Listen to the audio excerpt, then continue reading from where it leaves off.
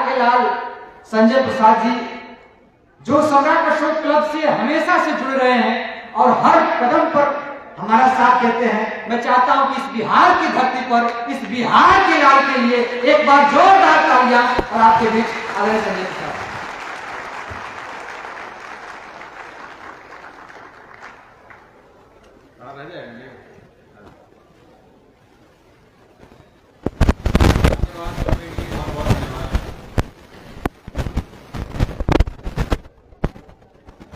सर्वप्रथम विश्व के महानतम दार्शनिक, अहिंसा और मानवता के प्रेरणा स्रोत महामानव शाक्यमुनि गौतम बुद्ध जी के चरणों में श्रद्धा सुमन अर्पित करता हूं। तत्पश्चात भारत को एकीकृत रूप से विश्व पटल पर स्थापित करने वाले अखंड भारत के निर्माता चंद्रगुप्त मौर्य जी को नमन करता हूं।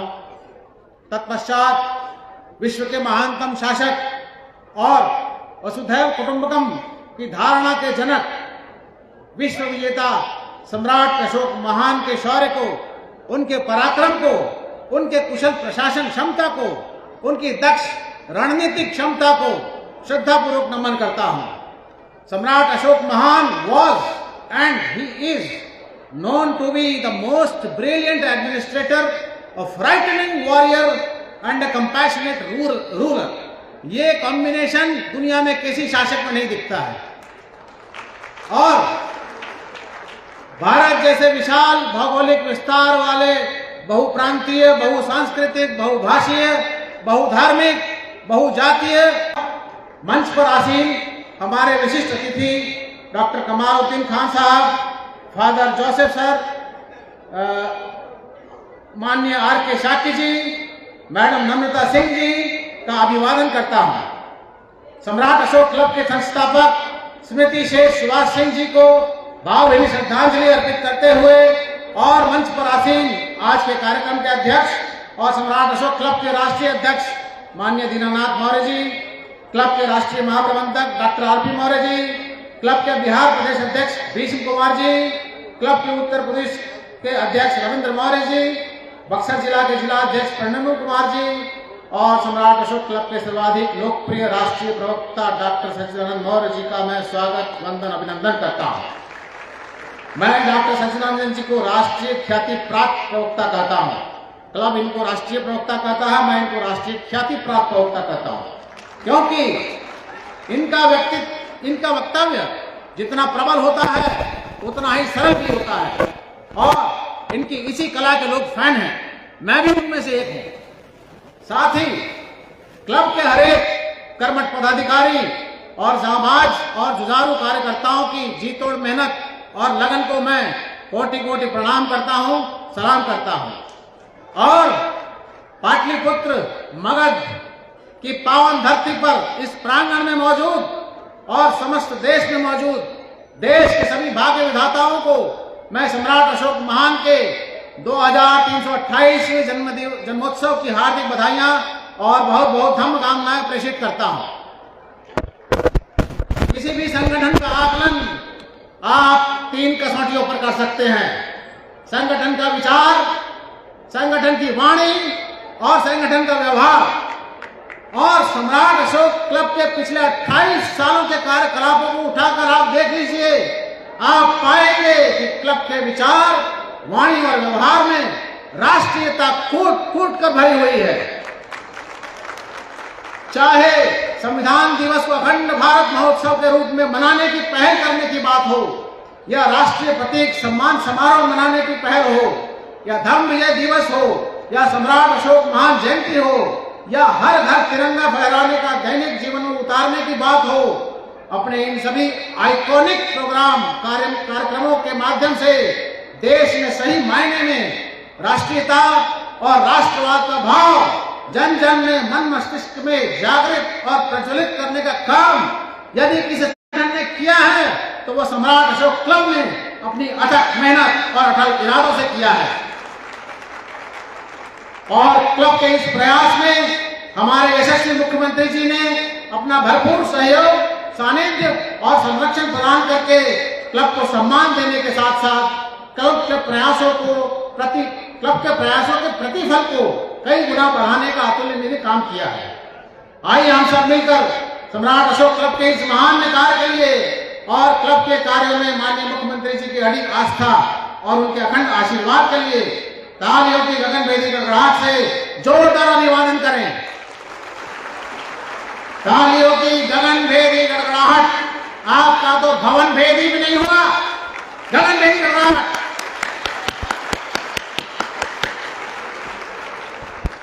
आज का विषय बिंदु लोक कल्याणकारी राज्य के प्रवर्तक सम्राट अशोक महान की चर्चा करने से पहले मैं जिक्र करना चाहूंगा विश्व के महान इतिहासकार चार्ल्स एलन का, जिन्होंने अपने रिसर्च और अपनी लिखी हुई किताब के माध्यम से सम्राट अशोक महान को इतिहास के गर्त से निकालकर बुद्धिजीवियों का विषय बनाया, उनकी बुद्धिजीवियों के समक्ष प्रस्तुत करने का काम किया और सम्राट अशोक महान को विमर्श का विषय बनाया। उनकी एक किताब इसका टाइटल है Ashoka the search for India's lost emperor. ध्यान से सुनिएगा इसका title, the search for India's lost emperor, Bharat का वो खोया हुआ सम्राट जिसकी खोज की चार्ल्स ने। इसका टाइटल ही सब कुछ कह देता है कि किस कदर साजिशन सम्राट अशोक महान को जन जन के मानस पटल से मिटाने का साजिश वाला काम किया गया। लेकिन सम्राट अशोक अपने जीवन में एक ऐसा काम कर गए थे कि कोई भी साजिश उनको मिटाने में कभी भी कामयाब नहीं हो सकती। वो अपने विचार, अपनी शासन शैली के सिद्धांतों को चट्टानों में गुदवा कर लिखवा कर चले गए थे। ला बाबू मिटावा तो कितना मिटेगा, मिटावे वाला के हाथ छिल जाए, घिस जाए, हाथ घिस के ओरा जाए, मगर सम्राट अशोक के लेखनी न मिटी बाबू, न कहियो मिटी, न कहियो मिट सकेला। चार्ल्स एलन तो सम्राट अशोक को इतिहास के गर्त से निकालकर किताबों में ले आए, लेकिन किताबों से निकालकर सम्राट अशोक को जन जन तक पहुंचाने का काम किया है सम्राट अशोक क्लब ने। और सम्राट अशोक महान के जन्म दिवस को राष्ट्रीय अवकाश घोषित करके माननीय मुख्यमंत्री जी ने एक अति अभूतपूर्व काम कर दिया। उन्होंने अपने इस एक फैसले से न सिर्फ सम्राट अशोक क्लब की मेहनत को पुरस्कृत करने का काम किया, बल्कि उन्होंने देश भर की जनता की आवाज को पहचान कर जनता की आकांक्षाओं को भी पूरा करने का नेक और महान काम किया। चार्ल्स एलन वो इतिहासकार हैं जिनकी विश्वसनीयता किसी भी विवाद से परे है। वो अपनी इस किताब में लिखते हैं वो Ashoka is the first ruler in the history to establish a welfare state. Ashoka इतिहास में पहले सम्राट है जिन्होंने की एक कल्याणकारी राज्य की स्थापना की। और हमारे देश के संविधान का प्रमुख उद्देश्य क्या है? हमारे सभी वक्ताओं ने इसकी चर्चा की। अभी लॉ के प्रोफेसर खान साहब ने इसकी कितनी बखूबी चर्चा की। हमारे संविधान का उद्देश्य भी वही है जो सम्राट अशोक महान ने 2300 साल पहले दुनिया को करके दिखाया था। एक समतामूलक समाज एवं जन कल्याणकारी राज्य की स्थापना, establishment of a welfare state. संविधान के भाग 3 में निहित मौलिक अधिकार यानी फंडामेंटल राइट्स और भाग 4 में निहित नीति निर्देशक तत्व यानी कि directive principles of state policy को हमारे संविधान की आत्मा और चेतना कहा गया है। संविधान के अनुसार सभी सरकारों का ये दायित्व है कि जन कल्याण हेतु विशिष्ट प्रयास निरंतर किए जाने चाहिए और देश के संसाधनों का इस प्रकार प्रयोग हो कि उसका लाभ जनसंख्या के सभी वर्गों को प्राप्त हो और धन का केंद्रीकरण ना हो। यानी कि हमारे संविधान निर्माताओं का यह सपना था कि देश में व्याप्त सामाजिक विषमताएं, आर्थिक विषमताएं, शैक्षणिक विषमताएं समाप्त हों और देश के संसाधनों पर किसी वर्ग विशेष या किसी वर्ण विशेष का वर्चस्व और प्रभुत्व न हो। इससे यह स्पष्ट होता है कि संविधान के निर्माताओं ने एक ऐसे लोकतंत्र की कल्पना की थी जो जन कल्याणकारी हो और सर्वलोक हितकारी हो। और यह बात भी इतिहास के पन्नों में स्वर्णाक्षरों में दर्ज है कि देश में सम्राट अशोक महान जैसा जन कल्याणकारी और सर्वलोकहितकारी शासक कोई नहीं हुआ। अब इसमें कहां कोई संदेह रह जाता है कि सम्राट अशोक की नीतियां, सिद्धांत और शासन शैली ही आत्मा है हमारे संविधान की, रूह है हमारे संविधान की। देश का राष्ट्रीय चिन्ह हो या देश का राष्ट्रीय ध्वज हो, सम्राट अशोक महान भारतीय गणतंत्र के कण कण में और भारतीय संविधान के समस्त ताने बाने में मौजूद हैं। यत्र तत्र और सर्वत्र पाएंगे आप सम्राट अशोक महान को। बस सही नजरिए रखने की जरूरत है। ये कहना करीब भी अतिशोक्ति नहीं होगी कि सम्राट अशोक महान ने अपने शिलालेखों में भारतीय संविधान का प्रथम प्रारूप 2300 साल पहले ही लिख दिया था और लोक कल्याण के संवैधानिक लक्ष्य को प्राप्त करने के लिए जन जागरूकता फैलाने और बढ़ाने का नेक काम सम्राट अशोक क्लब पूरी तन्मयता से कर रहा है। इसीलिए किसी ने खूब कहा है कि सम्राट अशोक महान की सोच, सम्राट अशोक महान की सोच है भारतीय संविधान की कोख। सम्राट अशोक महान की सोच है भारतीय संविधान की कोख और सम्राट अशोक महान की शासन शैली, सम्राट अशोक महान की शासन शैली है संविधान के प्रावधानों की थैली। संविधान के सारे प्रावधान उन्हीं के सोच से निकले हैं। ईश्वर ने हम सबको आईसाइट दिया है। अभी किसी वक्ता ने चर्चा की थी, ईश्वर ने हम सबको आईसाइट दिया है, दृष्टि दिया है, लेकिन सम्राट अशोक क्लब ने आम जनता को भारतीय संविधान के प्रति इनसाइट दिया है। आपको ईश्वर ने आईसाइट दिया है, क्लब ने संविधान के प्रति जनता को इनसाइट दिया है। जो कुछ लोग कहते हैं कि संगठन के नाम में क्लब शब्द कुछ जमता नहीं है, लेकिन आज मैं इस मंच से ऐलान कर देना चाहता हूं कि वो क्लब का शब्द मतलब उनको पता ही नहीं है कि क्लब का मतलब क्या है। ये क्लब वो नहीं है कि आप गए और 2 हाथ ताश खेल के आ गए और 2 राउंड कैरम खेल के आ गए। सम्राट अशोक क्लब यानी CLUB, आप लोग ध्यान से सुन लीजिए। सम्राट अशोक क्लब CLUB का मतलब क्या है? C माने कॉन्फेडरेशन, कॉन्फेडरेशन माने संघों का संघ, महासंघ। L माने लॉयल, लॉयल माने समर्पित और वफादार। U माने यूनिफाइड, एकता के सूत्र में बंधा हुआ। ब्रेन्स, यहाँ शरीर के साथ साथ ब्रेन्स भी हैं, तो क्लब का फुल फॉर्म हो जाता है confederation of loyal and unified brains. आज से आज सब लोग जान लीजिए, सम्राट अशोक क्लब इज ए संगठन जिसमें कि वफादार, समर्पित और एकता के सूत्र में बंधे हुए स्पष्टवादी बुद्धि जीवों का महासंघ है। जैसे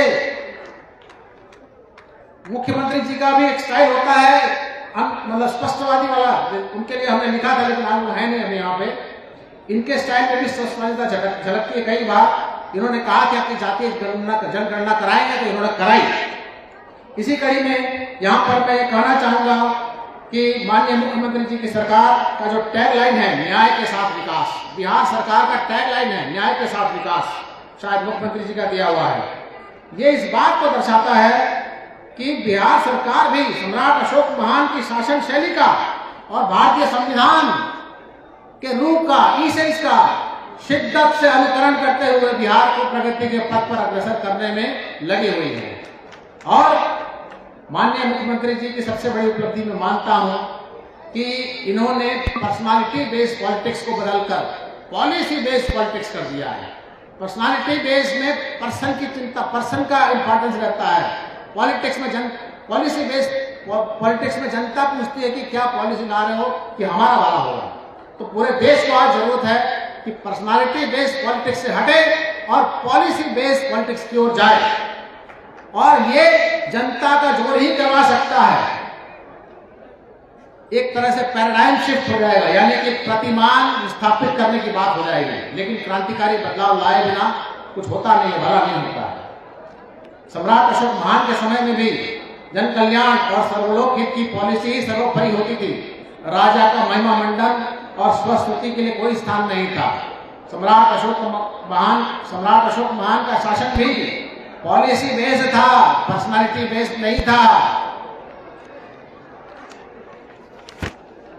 अब अंत में मैं इतना ही कहूंगा कि ये 4 मुखी शेरों वाला स्तंभ जो आज हमारे देश की राष्ट्रीय प्रतीक है, नेशनल एम्ब्लम है, समय के किसी कालखंड में इसी पाटलिपुत्र मगध की धरती पर जन्मे मौर्य साम्राज्य की सार्वभौमिक संप्रभुता का प्रतीक हुआ करता था। अगर थोड़े मजाक के लहजे में कहूं, थोड़े विनोदी लहजे में कहूं, तो ये अशोक स्तंभ हम बिहारियों का और हम समस्त भारतवासियों का दुनिया भर में दबंगई का प्रतीक होता था। ये अशोक स्तंभ हमारे पुरखों द्वारा दिया हुआ वो बेशकीमती दस्तावेज है, वो साधन है, वो सहारा है, वो संबल है जो हमें प्रेरणा देता है कि हम अपने नागरिक होने का फर्ज निभाते हुए इसमें मौजूद अश्व की तरह ऊर्जावान और गतिशील बने, इसमें मौजूद बैल की तरह मेहनती और लगनशील बने, इसमें मौजूद हाथी की तरह अपनी ताकत को सार्थक कामों में लगाएं, जिससे कि हम इसमें मौजूद चारों शेरों की तरह अपनी अनुशासित शक्ति से चारों दिशाओं में जागरूकता और परिवर्तन ला सकें। इसी के साथ मैं आप सभी को एक बार पुनः सम्राट अशोक महान के 2328वें जन्मोत्सव की ढेरों बधाइयां और अनेक अनेक धर्म कामनाएं देता हूं। जय सम्राट अशोक महान, जय संविधान, जय बिहार, जय भारत। बुद्धं शरणं गच्छामि।